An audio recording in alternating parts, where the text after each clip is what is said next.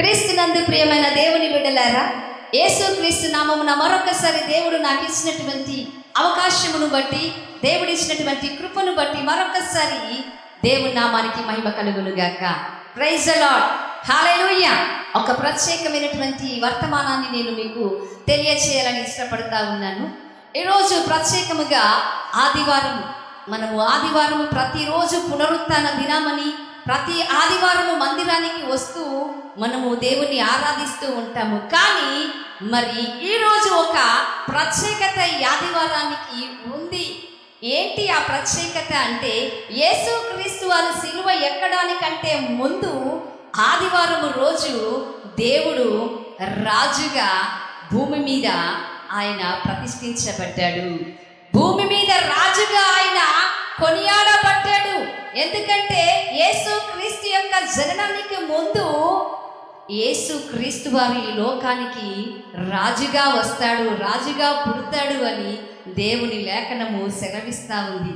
కాబట్టి క్రీస్తునందు దేవుని సంగమా ప్రియులారా, ఈ ప్రత్యేకమైనటువంటి ఈ యొక్క పామ్ సండే, మరి మట్టల ఆదివారం అనగానే యేసు క్రీస్తు వారు రాజుగా చేయబడినటువంటి దినము. ఈ రాజుగా చేయబడిన దినము నుండి యేసు క్రీస్తు వారు సిలువ ఎక్కి తిరిగి మరణించి తిరిగి లేచేంత వరకు ఆ వారం అంతా పరిశుద్ధమైనటువంటి వారముగా లెక్కించబడుతూ ఉంది. కాబట్టి ప్రియులారా, మరి యేసు క్రీస్తు వారు 2000 సంవత్సరాల క్రిందట ఈ లోకానికి వచ్చాడు.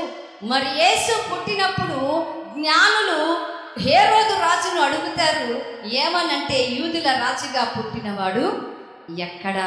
మరి ఆయన యూదులకు రాజు మాత్రమే కాదు కానీ ఆ యేసు క్రీస్తు వారు మనందరికీ రారాజై ఉన్నాడు, మనందరికీ రాజుగా ఉన్నాడు. ఆయన ప్రభువులకు ప్రభువు అని, రాజులకు రాజు అని దేవుని లేఖనము సెలవిస్తా ఉంది. ఒకసారి మనము యోహాను సువార్త 12వ అధ్యాయము 13 నుంచి 15 వచనాలు ఒక్కసారి మనం చదువుకుందాం. ఖర్జూరపు మట్టలు పట్టుకొని ఆయన ఎదుర్కొనబోయి, జయము ప్రభువు పేరిట వచ్చుచున్న ఇశ్రాయేలు రాజు స్తుతింపబడును గాక అని కేకలు వేసిరి. సీయోను కుమారి భయపడకుము, ఇదిగో నీ రాజు గాడిద పిల్ల మీద ఆసీనుడై వచ్చుచున్నాడు. ఆమేన్. 2000 సంవత్సరాల క్రిందట యేసు ప్రభు యూదులకు రాజుగా వచ్చాడు, ఇశ్రాయేలులకు రాజుగా వచ్చి ఆయన ఊరేగించబడ్డాడు అని, స్తుతింపబడ్డాడు అని లేఖనము సెలవిస్తా ఉంది. అయితే దేవుని ప్రియులారా, ఈరోజు ఇప్పుడు దేవుని వాక్యం సెలవిస్తుంది, సీయోను కుమారి భయపడకుము, ఇదిగో నీ రాజు. ఆమేన్. 2000 సంవత్సరాల క్రిందట ఇశ్రాయేలు జనానికి మరి రాజుగా ఉన్న యేసు ఇప్పుడంట ఎవరికి రాజు? మనకు రాజుగా ఆయన ఉన్నాడు. దేవుని లేఖనము సెలవిస్తుంది, యెహోవా రాజ్యము చేయుచున్నాడు, ఆయన రాజుగా వచ్చి ఉన్నాడు. ఎవరికి రాజు అంటే నీకు నాకు మనందరికీ రాజై ఉన్నాడు. ఇదిగో నీ రాజు అని చెప్తున్నాడు. ఆయన రాజు కాబట్టి మనమందరము ఆయన రాజ్యములో పరిపాలన చేసేటువంటి బిడ్డలము, మనమందరము ఆయన పరిపాలించే బిడ్డలము. కాబట్టి రాజు రాజ్యంలో ఉన్నప్పుడు ఏం జరుగుతుందంటే, దేశమంతటా రాజ్యమంతటా ఏముంటదంటే భయము ఉండదు. అయితే దేవుని బిడ్డలారా, దేవుని వాక్యం ఒక్కసారి మనం చూసుకుందాము. 145వ కీర్తన 13వ వచనాన్ని మనం చదువుకుందాం. నీ రాజ్యము శాశ్వత రాజ్యము, నీ రాజ్య పరిపాలన తరతరములు నిలుచును. నీ రాజ్యము శాశ్వత రాజ్యము, నీ రాజ్య పరిపాలన తరతరములు నిలుచును. దేవుని మాట సెలవిస్తా ఉంది, సీయోను కుమారి భయపడకుము అని దేవుని మాట సెలవిస్తా ఉంది. ఎందుకు దేవుడు భయపడద్దు అంటున్నాడు అంటే, ఆయన రాజ్యం అంట శాశ్వతమైన రాజ్యము. సీయోను కుమారి, ఇదిగో నీ రాజు, భయపడకుము అని దేవుడు ఎందుకు మాట్లాడుతా ఉన్నాడంటే, ఆయన రాజ్యం అంట శాశ్వతమైన రాజ్యము, ఆయన రాజ్య పరిపాలన తరతరములు నిలుచును. ఆయన రాజ్యము నిత్యము నిలుస్తుందంట. ఆయన పరిపాలన నిత్యము నిలుస్తుంది. మారిపోయే రాజ్యము కాదు, నశించిపోయే రాజ్యము కాదు, కృషించిపోయే రాజ్యము కాదు, కానీ దేవుని రాజ్యము నిత్యము ఉండేది. ఆ రాజ్యములో నీ ఉంటున్నప్పుడు నీకు చింత ఉండదు, నీకు దుఃఖము ఉండదు, నీకు శ్రమ ఉండదు, నీకు కన్నీరు ఉండదు, నీకు ఏడుపు ఉండదు, నీకు వ్యాధి బాధలు ఉండవు. ఎందుకు అంటే దేవుని లేఖనము సెలవిస్తా ఉంది. దేవుని లేఖనం ఏమని సెలవిస్తా ఉందంటే దేవుని రాజ్యం అంట దేనితో పోల్చబడింది? అసలు దేవుని రాజ్యంలో ఏముందో దేవుడు మాట్లాడుతూ ఉన్నాడు. మరి ఆయన రాజ్యము శాశ్వతమైనది, మరి ఆయన రాజ్యము తరతరములు ఉండేటువంటి ఆయన రాజ్యంలో మరి నీవు నేను ఉన్నాము.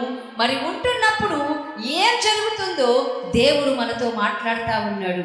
దేవుని మాట ఒకసారి రోమిలకు రాసిన పత్రిక 14:17 దేవుని మాట సెలవిస్తా ఉంది. దేవుని రాజ్యము భోజనమును పానమును కాదు, కానీ నీతియు సమాధానమును పరిశుద్ధాత్మ యందలి ఆనందమునై ఉన్నది. దేవుని రాజ్యము నీతి సమాధానము పరిశుద్ధాత్మ యందలి ఆనందముతో కూడి ఉంది, కానీ భోజనము పానము కాదంట. హల్లెలూయా. అయితే మరి దేవుని రాజ్యము తరతరములు నిలుస్తుంది. అది నిత్యము నిలిచే దేవుని రాజ్యము. ఈ లోక రాజ్యాలు రాజులు మారుతూ ఉంటారు. ఒక రాజు వస్తారు, ఒక రాజు పోతారు. కానీ యేసు క్రీస్తు వారి రాకడ, యేసు క్రీస్తు వారి రాజ్యము, ఆయన రాజుగా ఉన్నటువంటి ఆ యొక్క పరిపాలన వచ్చింది అంటే ఇక ఆ పరిపాలనలో ఏముండదు అంటే మార్పులు ఉండవు. ఆయన రాజ్యం అంట యేసయ్య రాజ్య పరిపాలన చేసేటప్పుడు ఆయన రాజ్యంలో ఏమాత్రము మార్పులు చేర్పులు ఉండవు. ఆయన ఒక్కడే శాశ్వతుడైన రాజుగా ఉంటాడు. నిత్యము సింహాసనాసీనుడిగా ఉండే నిత్య రాజుగా ఆయన ఉంటాడు. కాబట్టి ఆ రాజ్యములో నీవును నేనును ఉండాలి అని ప్రభు వారి యొక్క చిరకాల కోరిక అయి ఉంటుంది దేవుని బిడ్డలారా. అందుకే దేవుడు చెప్తా ఉన్నాడు, ఓ సీయోను కుమారి, నీ రాజు ఇదిగో నీ రాజు అంటున్నాడు. ఆయన నీ రాజు కాబట్టి ఆయన రాజ్యంలో నీవు ఉంటున్నప్పుడు ఇక నీకు భయము ఉండదు. భయపడకు అంటున్నావు. నువ్వు దేని గురించి భయపడుతున్నావు? దేని గురించి నువ్వు దిగులు చెందుతున్నావు? ఈ రోజు నుంచి నీవు ఆయన రాజ్యంలోనికి వచ్చినప్పుడు భయము నీకు ఉండదు. మరొక మాట మనము చూసుకుందాం. జెఫన్యా గ్రంథంలో మరి దేవుని మాట ఈ రీతిగా సెలవిస్తా ఉంది. ఒక్కసారి జెఫన్యా గ్రంథము 3వ అధ్యాయము 15 నుంచి 17 వరకు ఒక్కసారి మనం మాట్లాడుకుందాం. తాను మీకు విధించిన శిక్షను యెహోవా కొట్టివేసి ఉన్నాడు, మీ శత్రువులను ఆయన వెళ్ళగొట్టి ఉన్నాడు. ఇశ్రాయేలుకు రాజైన యెహోవా మీ మధ్య ఉన్నాడు. ఇక మీదట మీకు అపాయము సంభవింపదు. ఆ దినమున జనులు మీతో ఇట్లందురు, యెరూషలేమా భయపడుకుము, సీయోను ధైర్యము తెచ్చుకునుము, నీ దేవుడైన యెహోవా నీ మధ్యన ఉన్నాడు. ఆయన శక్తిమంతుడు, ఆయన మిమ్మును రక్షించును, ఆయన బహు ఆనందముతో నీ యందు సంతోషించును, నీ యందు తనకున్న ప్రేమను బట్టి శాంతము వహించి నీ అందరి సంతోషము చేత ఆయన హర్షించును. హల్లెలూయా. ఎంత చక్కటి దేవుని మాట దేవుడు సెలవిస్తా ఉన్నాడు. దేవుని బిడ్డలారా, యేసు క్రీస్తు యూదులకు మాత్రమే రాజు కాదు, ఇశ్రాయేలు ప్రజలకు మాత్రమే రాజు కాదు, కానీ సర్వ మానవాళికి, సర్వ జగత్తుకు, సర్వలోకమునకు ఆయన రాజై ఉన్నాడు. అందును బట్టి దేవుడు అంటున్నాడు, సీయోను కుమారి భయపడుకుము, ఇదిగో నీ రాజు అంటున్నాడు. ఇదిగో ఆయన నీకు రాజుగా ఉంటున్నాడు. ఆయన రాజ్యంలో నీవు ఉండాలని, ఆయన రాజ్యంలో నీవు ఉంటున్నప్పుడు నీకు ఏమి ఉండకూడదు అంటున్నాడంటే భయము ఉండకూడదు, ధైర్యము తెచ్చుకొనుము. ఆయన చెప్తున్నాడు, ఏ అపాయము కూడా నీకు సంభవించదంట. ఎందుకు అంటే ఆ రాజు ఎక్కడో ఉండడు, కానీ సీయోను రారాజు నీ మధ్యలో ఉన్నాడు. ఆయన నిన్ను రక్షించుటకు ఆయన శక్తివంతుడైన రాజుగా నిత్యము నీతోనే, నీ ప్రక్కనే, నీ మధ్య మధ్యలోనే ఉండే రాజుగా ఆయన ఈ లోకములో రాజుగా వచ్చాడండి. నీ కన్నీటిని తుడవడానికి, నీ దుఃఖమును తొలగించడానికి, నీ వ్యాధులను తొలగించడానికి, నీ వేదనను తొలగించడానికి, నీ అప్పులను, నీకున్నటువంటి అవమానమును, నీకున్న ప్రతి శ్రమను, ప్రతి విధమైన బాధను ఆయన తొలగించడానికి దేవుడు నీ మధ్యలో ఉన్నాడు. ఇక నీకు అపాయము సంభవించదు. నా కుమారుడా, నా కుమార్తె, దేవుడు సెలవిస్తున్నాడు.